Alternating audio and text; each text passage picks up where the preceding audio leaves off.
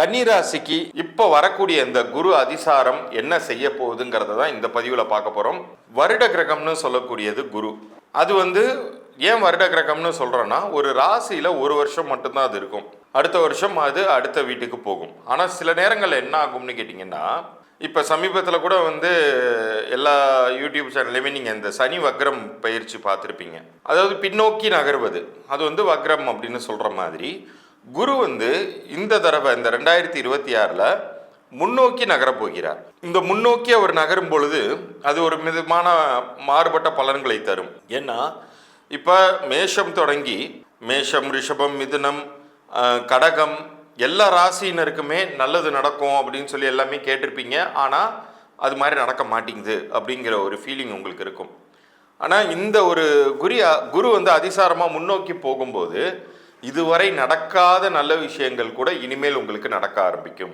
இது சிம்மத்துக்கெல்லாம் பார்த்தீங்கன்னா இப்போ உங்களுக்கு அஷ்டம சனி ரொம்ப சிரமத்தில் அவங்க மாட்டிக்கிட்டு இருந்தாங்க. இப்போ அதுலேருந்து விடுபட முடியுமா? அதே மாதிரி கன்னிராசினர், துலாமும் சரி, விருச்சிகம், தனுசு எல்லாருக்குமே ஏதாவது ஒரு வகையில் ஒரு மனம் இறுக்கம் இருந்துச்சு. இதில் மகரம் ஓரளவு தப்பிச்சிருந்தாலும் இப்போ இன்னும் அதை விட கொஞ்சம் நல்ல நிலைக்கு போகிறதுக்கு வாய்ப்பும். கும்பமும் மீனமும் 7.5 சனியில் இருக்கக்கூடிய உங்களுக்கு இப்போ வரக்கூடிய இந்த குரு அதிசாரம் என்ன செய்ய போகுதுங்கிறத தான் இந்த பதிவில் பார்க்க போகிறோம். கவனமாக பாருங்கள், என்னென்ன நன்மைகள் உங்களுக்கு நடக்க போகுது அப்படிங்கிறது எல்லாமே நான் பகுதிக்குள்ளார சொல்கிறேன். இது உங்களுக்கு அக்டோபர் எண்டில் அல்லது நவம்பர் மாதம் முதல் வாரத்தில்னு வச்சுக்கோங்களேன். இது ஒவ்வொரு பஞ்சாங்கத்துக்கு மாறுபடும். அது அந்த நவம்பர் வாக்கில் இது அதிசாரமாக கடகத்திலிருந்து இப்போ உச்ச வீட்டில் இருக்கார். கடகத்திலிருந்து முன்னோக்கி நகர்வதை நம்ம அதிசாரம்னு சொல்கிறோம். சிம்மத்துக்கு போவார். அப்போ அவருடைய பார்வை எல்லாமே மாறும். குருவுக்கு 5, 7, 9 பார்வைகள். இப்போ தான் இருக்கக்கூடிய வீட்டையே அவர் மாற்றுறாருங்கும்போது அந்த பார்வைகளும் மாறும். ஒவ்வொரு கிரகத்திற்கும் அந்தந்த வீடுகளுடைய பலம் எதெல்லாம் இப்போ உங்களுக்கு மைனஸாக இருந்துச்சோ அதெல்லாம் இப்போ மறுபடியும் நிவர்த்தியாகி தோஷங்கள் நீங்கி பாசிட்டிவாக வரப்போகுது. கிட்டத்தட்ட அனைத்து ராசியினருக்குமே ஏதேனும் ஒரு வகையில் உங்களுக்கு நன்மைகள் அப்படிங்கிறது, குறிப்பாக எந்தெந்த விஷயத்தில் நன்மைகள், எதில் கவனமாக இருக்கணுங்கிறத பற்றியெல்லாம் இப்போ நம்ம இதில் சொல்ல போகிறோம். அது தவிர லைஃப் லாங்குக்கும் நமக்கு நல்லது நடக்காதா அப்படின்னு ஏங்குறவங்களுக்கு இந்த பகுதியின் இறுதியில் நிறைய விஷயங்கள் நான் சொல்வதாக இருக்க, கவனமாக பாருங்கள். அப்படி பார்க்கும் பொழுது மட்டும்தான் என்னுடைய இந்த ஒரு நீங்கள் ஆலோசனையெல்லாம் எடுத்துக்கொள்வதற்கு உதவியாக இருக்கும். அதே மாதிரி இப்போ இந்த 4 மாத காலங்கள், இப்போ நவம்பர் தொடங்கி ஜனவரி 2027 வரைக்குமான அந்த ஒரு ஷார்ட் பீரியட், அக்டோபர் எண்டில் தான் அவர் போகிறாரு.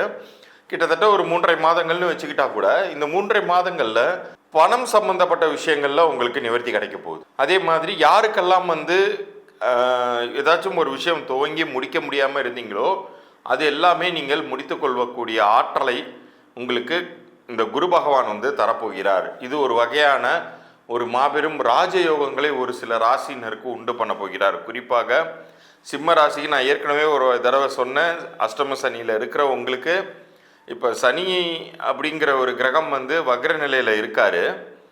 தன்னுடைய குணநலன்களை மாற்றிக்கொண்டு இருக்கிறார். அந்த சனியை உச்சம் பெற்ற குரு பார்த்துக்கிட்டு இருந்தார் இவ்வளோ நாள். பட் இப்போ சிம்மத்துக்கே ஜென்மத்துக்கே குரு வரார். உங்களுடைய கேந்திரஸ்தானத்தின் மீது அவருடைய பார்வை விழப்போகிறது.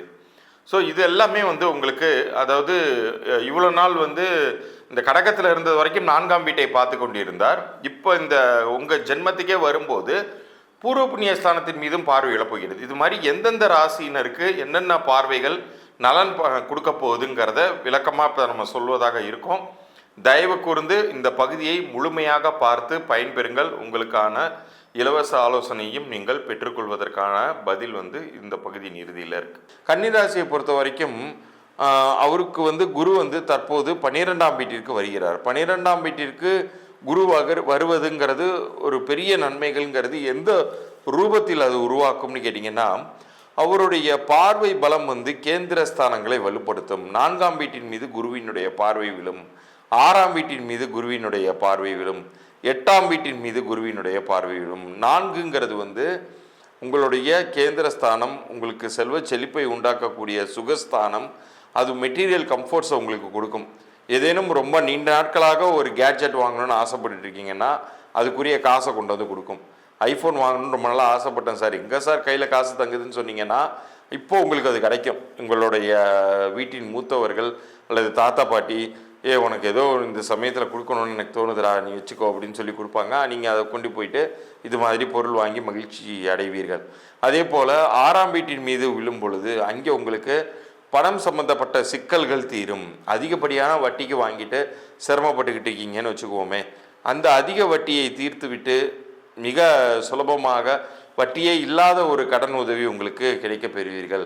8ஆம் வீட்டின் மீது குருவினுடைய பார்வை விழும். ஸோ சகோதர பாகவமாகட்டும், ஏதேனும் வம்பு வியாக்கியானங்கள், வம்பு வழக்குகள் இருந்தாலும் அதுவுமே ஒரு முடிவுக்கு வரும். பட் இந்த நிகழ்வுகள் எல்லாமே உங்களுக்கு ஜனவரி வரைக்குமான காலகட்டத்துக்கு வரைக்கும் இது ரொம்ப ஹெல்ப்ஃபுல்லாக இருக்க போகுது. லைஃப் லாங்குக்கும் நல்லது நடக்கணும்னா என்ன செய்யணுங்கிறதெல்லாம் நான் அடுத்து சொல்ல போகிறேன், அதையும் கேட்டு பயனடைங்கள். புதனை பொறுத்த வரைக்கும், அதாவது கன்னி ராசிக்குரிய அதிபதி யாருன்னு கேட்டிங்கன்னா புதன். அந்த புதனுடைய ஸ்தலங்களான திருவாலங்காடு, அதே போல் பழமை வாய்ந்த பெருமாள் ஆலயங்களுக்கு நீங்கள் சென்று வரலாம். அப்படி போயிட்டு வரும் பொழுது உங்களுக்கான பாசிட்டிவ் நிகழ்வுகள்ங்கிறது மிக அதிகப்படியாகவே நடக்கும். நீங்களே ஆச்சரியப்படுவீங்க, நம்ம இந்த கோயிலுக்கு போயிட்டு வந்ததுக்கப்புறம் நல்லது நடக்குது அப்படின்னு நீங்கள் மனசு விட்டு சொல்லக்கூடிய ஒரு காலகட்டத்துக்குள்ளார என்ட்ராவீங்க. ஏன்னா குருவினுடைய அந்த சுப பார்வை 4ஆம் வீட்டின் மீது விழும் பொழுது குலதெய்வ பிரார்த்தனைகள் எல்லாமே நிறைவேறும். இந்த காலகட்டத்தில் இவ்வளோ நாள் செய்து முடிக்க முடியாத விஷயங்களை கூட இப்போ செய்து முடிக்கக்கூடிய ஒரு ஆற்றலை இது போன்ற ஒரு புனித ஸ்தலங்களுக்கு நீங்கள் சென்று வரும் பொழுது உங்களால் பெற முடியும். அது உங்களுக்கு பெரிய நல்வாய்ப்பாக, அடுத்த நிலைக்கு நம்ம ஸ்டேட்டஸ் அப்கிரேட் பண்ணிக்கிறதுக்கான ஒரு வாய்ப்பாக அமையவே போகிறது. நீங்கள் உங்கள் முயற்சிக்கு குறை வைக்காமல் ஃபுல் ஃபோக்கஸ்டாக இருந்தீங்கன்னாலே போதும், நெக்ஸ்ட் லெவலுக்கான ஒரு உயர்வுங்கிறது உறுதியாக உண்டு. அதே போல் இந்த காலகட்டத்தில் யாராலும் ஒரு புதிய நபர் உங்கள் லைஃப்பில் பூந்து குட்டையை குழப்புறதும்பாங்க இல்லையா, அது மாதிரி ஏதாச்சும் ஒரு விஷயத்தை செஞ்சுட்டு போயிடுவாங்க. ஸோ மற்றவர்களுடைய வார்த்தைகளுக்கு பெரிய முக்கியத்துவம் கொடுக்காதீங்க. உங்களுடைய உள்ளுணர்வின் படி நீங்கள் செயல்படும் பொழுது, ஏன்னா குருவினுடைய சுப பார்வை எல்லாமே ரொம்ப ஸ்ட்ராங்காக அமைஞ்சிருக்கு. சுப பார்வை ஸ்ட்ராங்காக அமைஞ்சிருக்கக்கூடிய நேரத்தில் நீங்கள் உங்களுடைய முடிவுகளுக்கு முக்கியத்துவம் கொடுங்க. நீங்கள் எடுக்கக்கூடிய டைரக்ஷனை, நீங்கள் எப்படி இந்த டைரக்ஷனில் போகணுன்னு ஆசைப்படுறீங்களா அதன்படி செல்லுங்கள். அது உங்களுக்கு பெரிய முன்னேற்றத்தை தரும். மற்றவர்களுடைய தலையீடுங்கிறது இதில் இடையூறாக மட்டுமே உங்களுக்கு இருந்து காரிய தடைகளை ஏற்படுத்தி விட்டுருங்கிறத புரிஞ்சுக்கோங்க. ஸோ இந்த ஜனவரி வரைக்குமான காலகட்டம், 2027 வரைக்குமான காலகட்டத்தில் குருவினுடைய சுபத்தன்மைகள் உங்களுக்கு பெரிய அளவுக்கு நன்மைகளை தரப்போகிறதுங்கிறத உறுதியாக நீங்கள் நம்பலாம். நான் ஏற்கனவே சொன்னது மாதிரி உங்களுடைய பிறந்த தேதியும் உங்களுடைய பெயரையும் எனக்கு அனுப்பிச்சி விடுங்க. பிறந்த தேதி ஒரிஜினல் டேட் ஆஃப் பர்த் மட்டும்தான் எனக்கு வேணும். தயவுசெய்து யாரும் சர்டிஃபிகேட் டேட் ஆஃப் பர்த்லாம் அனுப்பாதீங்க, அதுக்கு எந்த பிரயோஜனமும் கிடையாது. உங்களுடைய ஒரிஜினல் டேட் ஆஃப் பர்த்து, உங்களுடைய பெயர் ஆங்கில எழுத்துக்களில் மாத்திரம்தான் அனுப்பணும். இது 2 டீட்டெயிலையும் கீழே தர்ற என்னுடைய வாட்ஸ்அப் எண்ணிற்கு அனுப்பிச்சிட்டு 3 நாட்கள் டைம் கொடுங்க. குறிப்பாக நம்ம சேனலை சப்ஸ்கிரைப் பண்ணி ஸ்க்ரீன்ஷாட்டோடு தான் அனுப்பணும். அப்படி அனுப்பினீர்கள் என்றால் உங்களுக்கான பொது பலன்கள், இந்த பெயர் உங்களுக்கு பொருந்திருக்கா பொருந்தலையா, பொருந்தலைன்னா என்ன செய்யணுங்கிற வரைக்குமான விஷயங்களை நான் இலவச பொது பலன்களாக உங்களுக்கு அனுப்பிச்சி வைப்பேன். அதை பார்த்துட்டு உங்களுக்கு விருப்பப்பட்டால் நீங்கள் என் மூலமாக நீங்கள் ஆலோசனை கட்டணம் செலுத்தி நீங்கள் மேற்கொண்டு பலன்கள் பார்த்துக்கலாம். பட் இப்போ நான் சொன்னது வரைக்குமான விஷயங்களை இலவச பொது பலன்களாக நீங்கள் பெறலாம். அதுலேயே உங்களுக்கு நிறைய குறிப்புகள் கிடைக்க போகுது. உங்கள் பிறந்த தேதியின் அம்சம், பிறந்த தேதியின் கூட்டு எண்ணின் அம்சம், உங்களுடைய தற்போது அமைந்திருக்கக்கூடிய பெயர் உங்களுக்கு என்ன மாதிரியான பலன்களை கொடுத்துக்கிட்டு இருக்கு, இது எல்லாத்தையும் நீங்கள் தெரிந்து கொள்ள போகிறீர்கள். அது உங்களுக்கு சரியாக இருக்கிற பட்சத்தில் நான் சொல்கிற மற்ற ஆலோசனைகளை நீங்கள் எடுத்துக்கொள்ளலாம். இது இந்த குரு வக்ர காலத்திற்கு மட்டுமல்ல, லைஃப் லாங்குக்குமான ஒரு நல்ல டேர்னிங் பாயிண்ட்டாக அது உங்களுக்கு கொடுப்பதற்கு ஏதுவாக இருக்கும்.